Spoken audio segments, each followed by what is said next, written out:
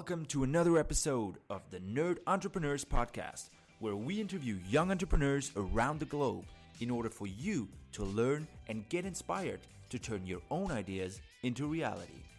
I'm your host, Dan, and today I am as thrilled as ever to share yet another exciting startup story with you.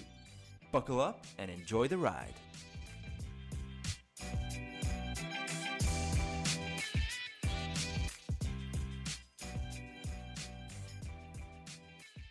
Welcome everyone to the podcast. You are our first double interview at a time. Séverine and Simon, could you tell us more about your startup? What do you do? For us, it's very special because it's a startup in a very new field. For us, we've interviewed, software startups, and now we have something very technical in our opinion. Could you share a bit about yourselves, your story, and about your startup? Sure. Ladies first. Okay, so Simon and myself, we met during our studies at ETH. We both studied health sciences and technologies, and we met in between the bachelor and the master at an open air. Yes. Yeah. Should I say the real story? Do whatever you want. So he hooked up with my best friend, and then we started hanging out together. That's how you found your co-founder. Yes. And that's how it goes. Simon told me, I'm doing this course at ETH, startup business idea or something like this. Do you want to try it? And I was like, I always wanted to do something on my own, so let's try it. And that's where we started thinking about new ways to tackle health monitoring, because Simon, he used to work in a burnout prevention center with daily ECGs, electrocardiograms, and so we wanted to tackle that, and that's how it started. Yeah. And then we were looking for support at ETH, so because obviously we needed a technology. Yeah.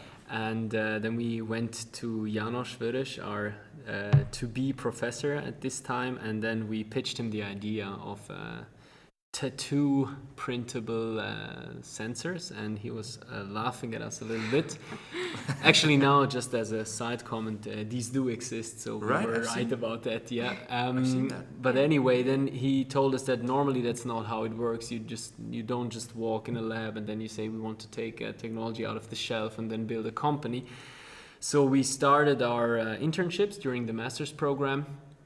And it was clear from the beginning that we want to commercialize the technology, and we had a lot of support from the PhDs there and from the lab itself, and then we developed the technology, always with a focus on how can we make a product out of it. And I remember very well that we were always struggling on what can we protect, what is the IP situation, because of course you hear from the market a lot about the IP, and we were always like, but we know it works and the doctors are happy with the signal quality, so why should we need IP? Why is this so important? And that's maybe also a topic to talk about later a little bit. But anyway, and then we finished our studies, and then we said, let's go for it. After, I think we didn't really have to think about it. It was kind of clear. Kind of clear. And then we founded the company as an ETH spin-off. And now we're almost a year old, our company. I think in middle November. Yeah, that's about it. What does your product do in really simple terms for us to understand? Sure. So we measure your heart, brain, and muscle activity. Yeah. And we use very comfortable material so that you don't feel it on your skin. And with conductive parts so that you have a very high signal quality. So the idea was to make a sensor that is comfortable, that you don't feel it, and that the doctors can still work with the signal. So high signal quality, high comfort. So it's a mix between material and structure and design. And so you would wear that for an hour or for the whole day? That really depends on the application. So because we have a business-to-business model, we sell these electrodes to different companies. And some of them want to monitor brain activities during sleep. Others want to record athletes during sports. So sometimes it's only like an hour, sometimes it's several days. And this is, of course, also an interesting challenge for us to how can we optimize our technology to serve a certain purpose. So you developed this technology yourself, right? or did you kind of take it from? So it was a mix. The materials, the lab for biosensor and bioelectronics was using those materials already. Mm-hmm. But we changed a little bit the composition of the materials, changed the design to really go to the customer's need. So it was a mix, yeah. And how did you get your first customers? I mean, your students, or you were students at that time? What was the first customer? How did you do that? The first paying customer, you remember? He was happy that he was 001. Yeah, that's true. Yeah, we sent out an invoice with the 001, and then he was super happy about being the first paying customer. Yes. Well, the thing is that what was always clear for us is that the people always respected us. There was nobody coming like, you're just students, why should we pay for anything or something like this. So there was always a certain respect. I think we also had the protection, let's say, of the ETH label, and we were very serious about the startup. So, I mean, of course, we're young and everything, but I think it became clear to the customers relatively quickly that we're doing serious business and we want to establish a relationship with them. So I think we never had a problem with people willing to pay. Yeah, but I don't remember how it happened, because mostly a lot of people in research know us, so I think it might have been research, the first one that we sent out. Yeah, that could be. Yeah. But also as a comment there, I think the scientific publication we had, where Séverine and myself were co-authors, this of course also helped in terms of technical validation and so on. So normally we still, when we interact with customers, we also support our email or whatever with the publication itself. And when you talk to R&D departments, they kind of appreciate it, I assume. So I think, I mean, the validity of our claim is I think, is there. Hopefully. Yeah. So it was not a tough job calling all these companies, like your sales, cold calling, and. We had quite some luck because we actually didn't do it. I think we met some companies at conferences, because we usually try to pitch every time we can go to a conference so that people know what we are doing, so we don't have to go to them. Usually they come to us. And the paper was really well received in the technical community, and a lot of people came to us, so we didn't really have yet to actively tackle customers. And we also said we will not really do it until we can really sell, because the time for acquisition until they get the product should be quite short. So when we know, okay, we can have an acquisition or call a customer and we can sell it to him 2 weeks later, then we will do it. But now we have a bit of it takes a bit sometimes to have the samples ready. So to produce the gadget. Yes, exactly. Okay. So that's why we're not really actively hustling. How do you organize the production? So at the moment it's a bit special, because there is one side is production of the samples of the electrodes for the customer to test, and on the other side is industrializing the technology, and those are two very different things to do. So I try to have our engineers really on the development and scale up, and when I need to do samples, I go in there, because I'm usually quite fast, because I've been doing this for the past 3 years. So I try to do this so that I can concentrate on the scaling up. But so it's a bit, they do it sometimes, I do it sometimes. But I guess it's a normal optimization process. I mean, you were talking about processes before, and I think that's something that we really had to learn. I mean, how do you organize this? We're so chaotic. You get an inquiry from a customer, and then you tell someone, okay, please do this, and then you have to follow up. I mean, that's normal project management, right? But we never learned that during our studies, so that's something that we really had to build from scratch. But a lot of frustration. Yeah. We cannot do it in 2 weeks. Okay, maybe we should have a week of how do you say it, like not buffer, week of buffer, integrate buffer. So sometimes it's quite frustrating, but that's stuff that I guess you learn it with every customer, and then what I really like is that you can directly implement it, right? I mean, as an easy thing as adding a timeline to a proposal for a customer, so you really know when to deliver.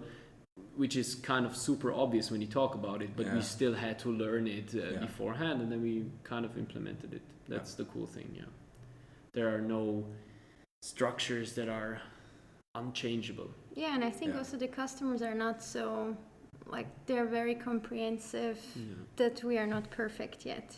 Yeah. That's a new technology, and so they're quite comprehensive, and they actually just like that we keep a close contact with them. We just explain where we are. They like the openness, I think. That's the bonus of being still a young. Right? Yeah, sure. I mean, you have to use it.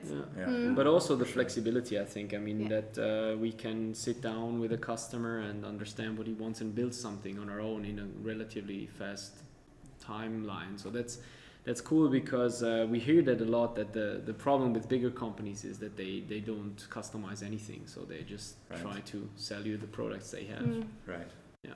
I mean, they're working with the economies of scale. They just want to. Yeah. When is that step going to be your step?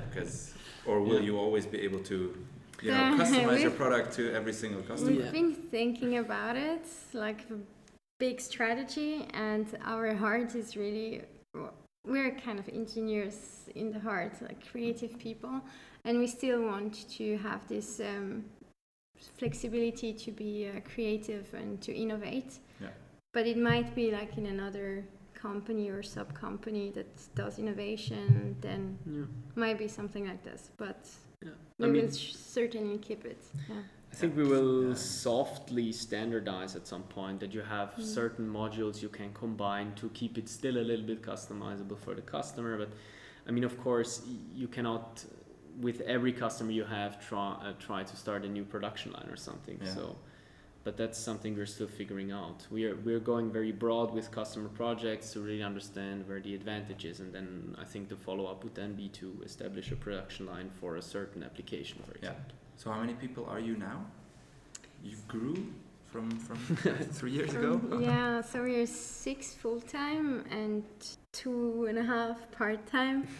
So 3 part-time because we have a girl doing an internship, but just for 6 weeks. And 2 part-time, So we're like, 8. You're 8 working 8.5. And that's mainly engineers, or what do the people do? 9 out of 10, no. 7 out of 8. 8 out of 9. So everyone is actually with engineering background, but our CFO. Yes. Yeah. True. Yeah. Yeah, we really appreciate also we have a business developer, and she also has a background in engineering. So I think it's cool for her to see a little bit of both worlds, I guess. Yeah. And for you, nice to have an engineer as a business. Yeah, sure. Right. But I would say I am, except the CFO, the least engineer of the group. Yeah. So it's also good to have someone with with a bigger engineering background on my side, on the business development. Yeah. Yes, and at the moment, because we have a new technology to sell to the customer, we are really working closely to the R&D. So they really enjoy engineering minds in front of them. Yeah. So that's good for the business development to be an engineer in the background. Yeah, for sure. Yeah, we couldn't do it. No, we can't. Yeah, but you always need the balance, because the engineers, they love their problems, and then they're always circling around. I mean, it's awesome, but you have to channel it also in a certain way. So I think the balance is key, as always. Yeah. I'm feeling some your line. No, actually, I think we're kind of on the same line with this. But we see it. I mean, we're kind of engineers from education, but not really from the mindset, I would say. And now we hired real engineers, and they really want the perfect product before they go any near to a customer. They really want the perfect thing, and this is for us a challenge to tell them, chill. People are not gonna hate you because it doesn't look like a serial product. So they also want to try. They're so happy to iterate, and so sometimes we have to tell them it's teach not so the bad. mindset. Teach the mindset. Since we're talking about challenges already, let's dive a little bit deeper into that topic. What has been your biggest challenge? Maybe you had different challenges to deal with. So a rather recent one is, maybe to start with another angle. Séverine told me some weeks ago that she feels that we never really had hard times working together because we kind of met each other and it worked very well. Yeah. And a certain challenge was when we expanded the team a little bit to understand that everybody has his own working way of working and communicating, and we really had to, I think, step or put another gear in basically to improve our how do you say that, leading basically, because we wanted to hire people that are very independent, and they are independent, but they're on a different way than we are, because we had nothing, we started, and then the entrepreneur mindset. Yeah. And I think it was and we still are in this phase where we try to improve this, because I think if you lead someone very well, then they can exploit their full potential, and that's for us, I think it's a real lesson to improve this, because I think the startup can only be as good as we are when we had the whole operation basically. So, and that's, I don't know how you see that, but I think it's an exciting challenge. I don't find it frustrating, but it's still a challenge. Yeah. Do you have an example of a situation without naming any names, or that you can talk about? Do you have something? Or? Yes, how does that look like? I do. It's more. So I am also. For me, it's the hardest thing that I've been doing. It's learning how to lead, because I don't think I'm a born leader, not at all. And so it's tough for me to give enough inputs, but also not too much, because if I give too much, I have the feeling I'm working for the others. Yeah. So typically, where should I start? I think we have people in our team that they have this mindset, if they don't really know what to do from us, if they don't really understand where we are heading and a clear goal, then they're doing nothing, and they're getting frustrated because they actually want to build a product, but they cannot handle this. Well, I don't know what to do. Okay, so I do nothing. Yeah. And for us, this is not a mindset we know if you don't know what to do, then you just have to channel the unknown, start Googling, start asking people, and then you get the information yourself, and then you decide yourself. But we are also we did the startup, we have the decision in our hands, and for them I think it's also difficult to make decisions without us in the process. So for me it's a challenge to learn to give a little bit more inputs, but also it's still not too much. I really don't want to do their job, but to just explain what I'm thinking they should be doing. It's just like, okay, I think you should do this and this, just to give a little push, and so that they also don't just do nothing and get frustrated when they don't know what to do. But I think this is the hardest for me at the moment. I think it's all about giving the right framework, information, tools, so they can really do the job. And that's something we kind of made on our own. What framework do we have? No idea. Let's just start building or something. And that's, now it changed a little bit. So you have to have the empathy to understand for other people what is their challenge, and that's not so trivial. Yeah, it's not easy. I mean, and it's a mindset shift that they need to, I guess, go for through. both, right? I mean, the employee who started working at our company knows, or he thinks he knows, or she thinks she knows, you're in a startup, everything is a little bit more dynamic and unknown, and they kind of want to engage in this. So they have to have a certain mindset switch, but we, on the same hand, we need to do that too, because now you have to think for your family, right? And not only for yourself. Because before, as said before, that was kind of a no-brainer. And now you have to expand. But I think we will grow with this challenge too, so I'm kind of excited about it. No worries there. But I see how it can feel also like a lot of pressure, because you're responsible for being a good leader and being the role model, and it can be very tough. But I guess that's a challenge everybody has in this situation, or I assume. But I think we're also always really focused on dialogue, because we try to engage in dialogue with the people to understand what's the problem and not just say it's A, B, and C and just do it. Yeah, but it's also having a balance between just talking too much about the problem. Sometimes, you want to be nice and understand the employee, and at some point it should just be like, it's gonna be like this. Just do this. I want this from you, and then. Yeah, it's. How do you decide that? It's super hard for me. For me, it's more like I get tired at some point, and I was like, Jesus, do this.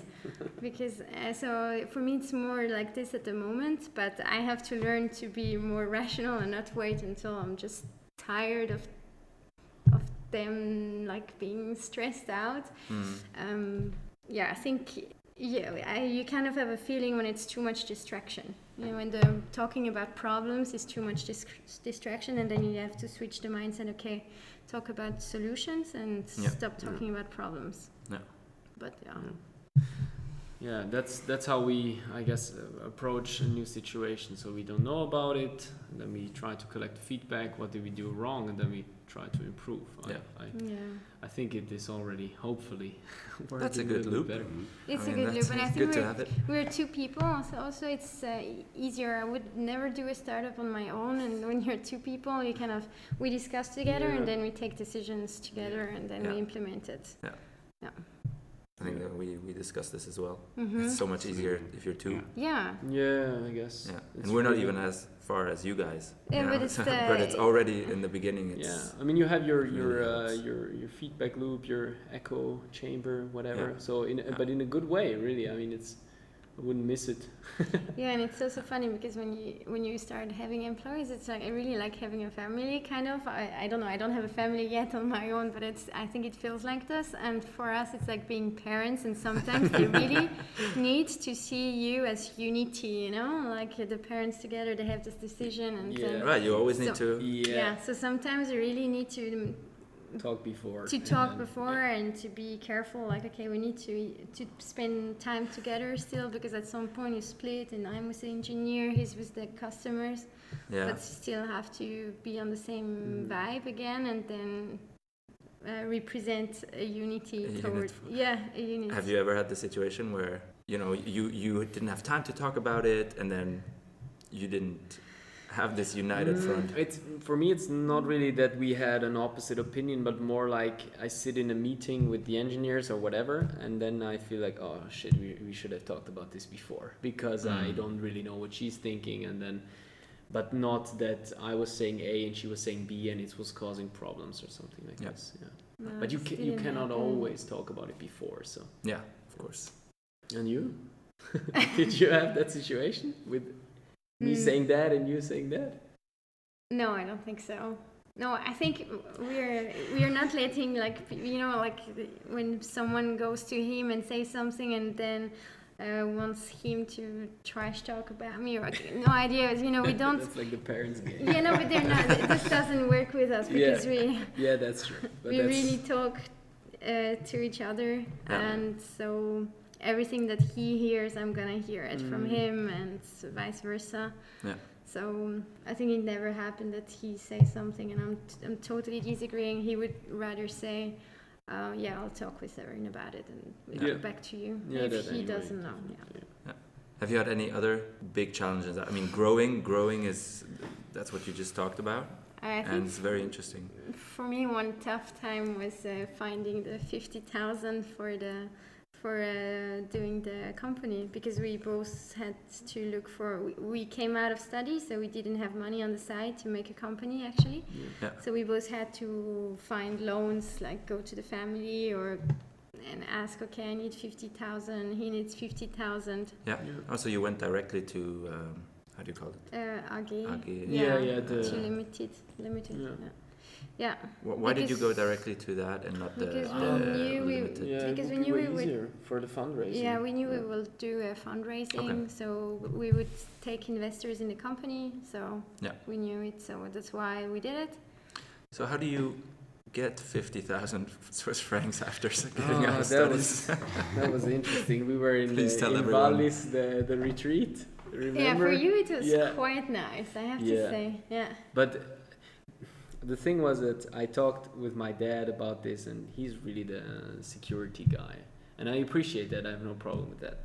But I knew I wouldn't get 50K from my dad. Yeah. Because also I think that this money situation doesn't really allow it. Yeah. So I was like, okay, I know 2 people in my circle that have probably enough money, so I could ask them.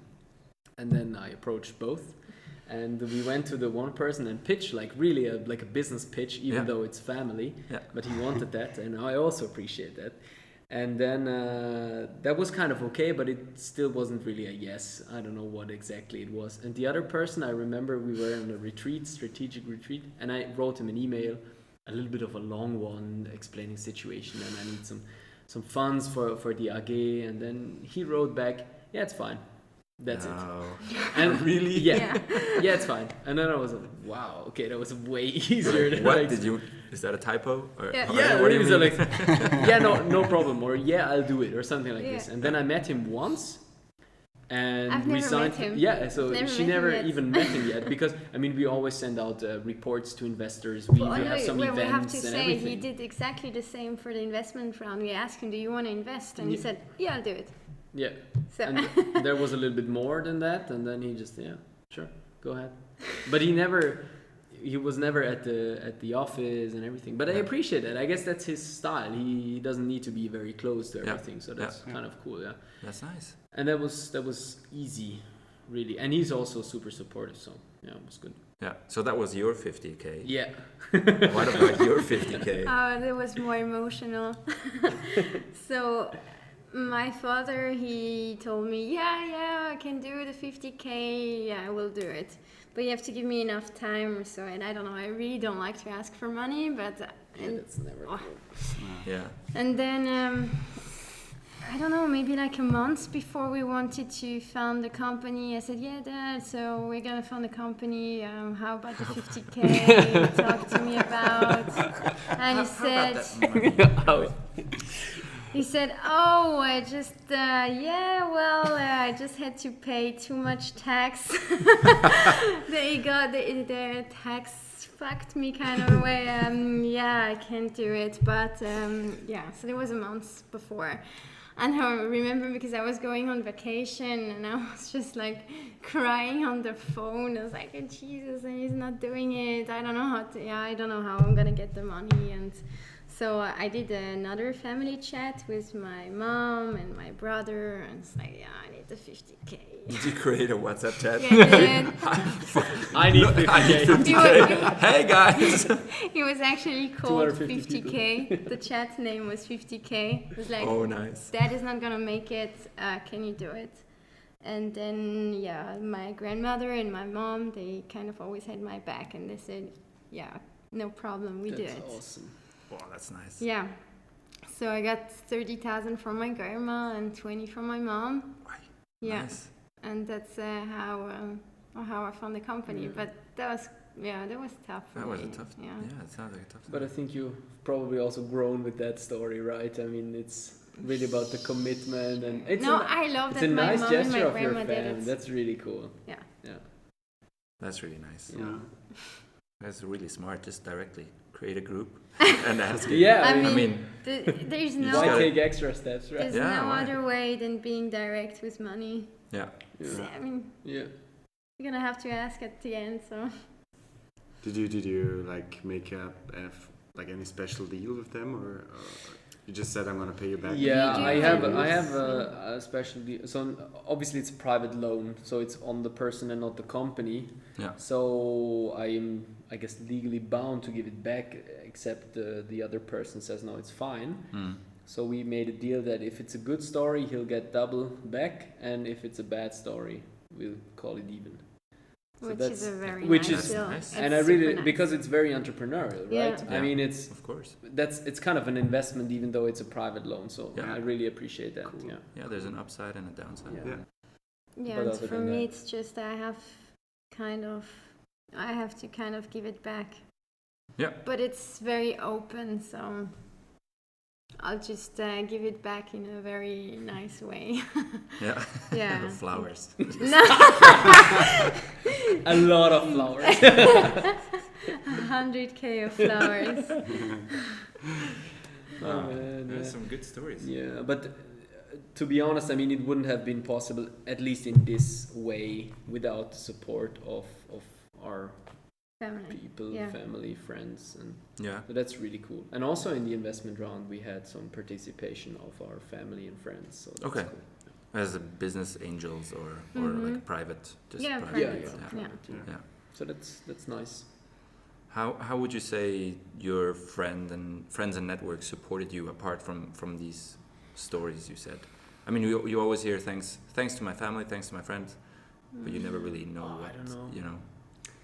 There's probably I a lot of think- emotional support and listening and discussing. Not so or- much. To be honest. I mean, but to be fair, I also don't really like to talk about it Yeah. with the fam because I don't know how it's with you, but Yeah, for you me, talk I about do, your startup but- all day, Yeah. and then you go home, and it's awesome that it's not about startup. Yeah. It's all about, I don't know, flowers in the garden. Let's go skiing in winter, whatever. So Yeah. I really appreciate that. Yeah. The break. Yeah. But I'm sure if there would be a problem, I could talk to them. Yeah. No, I think for me it was really nice. I would have done it anyway because my most important support is actually Simon's support. Yes! That's No, awesome. No, but that's true. I mean, even That's if really cute. everyone would have told me from my family, don't do it. But I had a good feeling. I loved working with Simon. I would have done it anyway. Yeah. But I think I was quite lucky with my family. They're really very proud of me, and they enjoy that we are having success. Whatever you want to call it, what is success? But they're happy for me. Yeah. And I think we also have great boyfriend and girlfriends because they're with us from the beginning, and this is quite.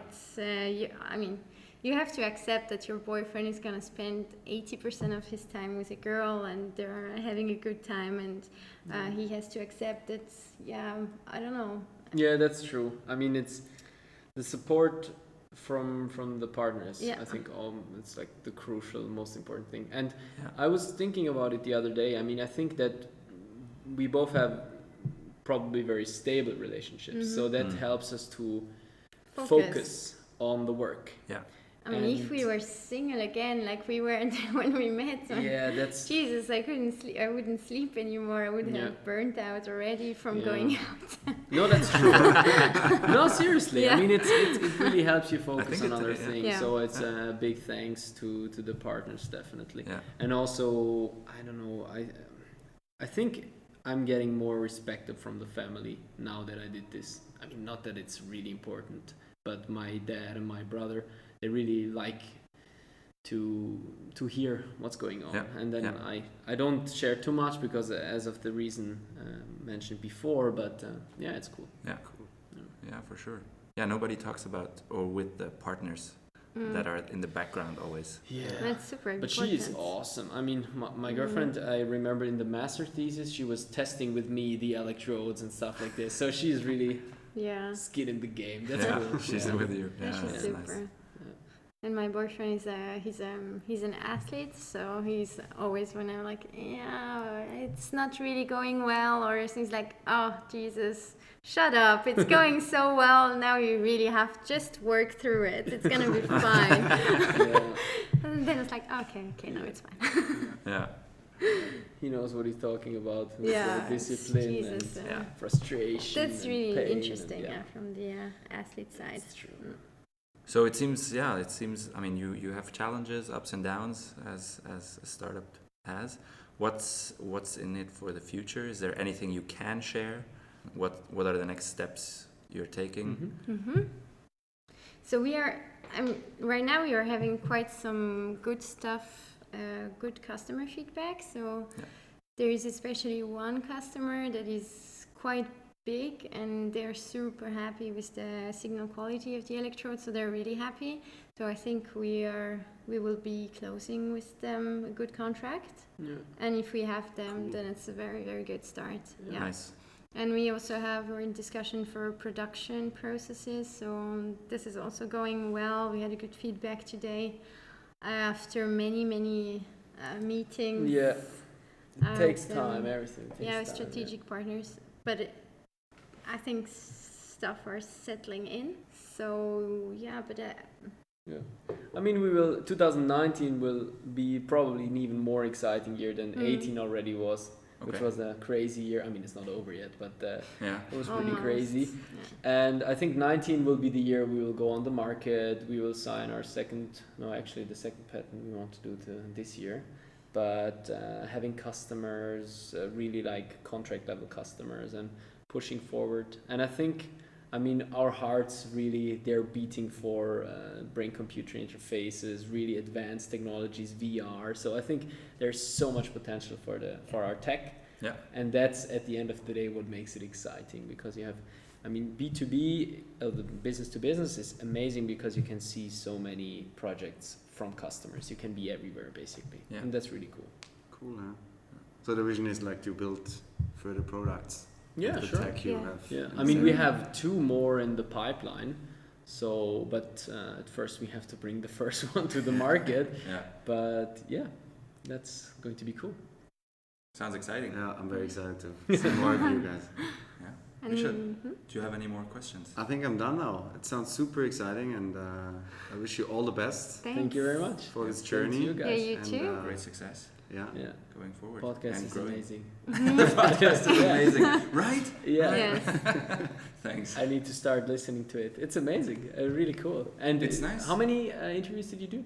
This is the 10th. 10th. Yeah. It's awesome. And only Swiss people or from everywhere? We're interviewing in Switzerland. Yeah. We have some internationals, but it's always in English. Yeah. We want to do it in English. One we did in Swiss German actually. Yeah. But cool. The goal is also to go international, grow and... Nice. Cool. Yeah.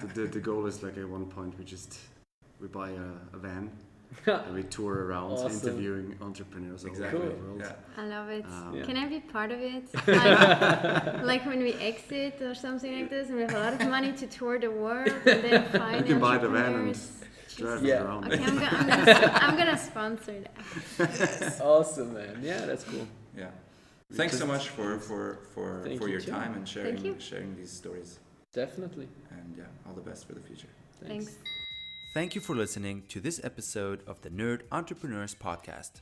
Be sure to visit nerdentrepreneurs.com to access the show notes, read about our next episode, and join a community of like-minded entrepreneurs. If you like the Nerd Entrepreneurs Podcast, we'd love for you to subscribe, rate, and give a review on iTunes. Until next time.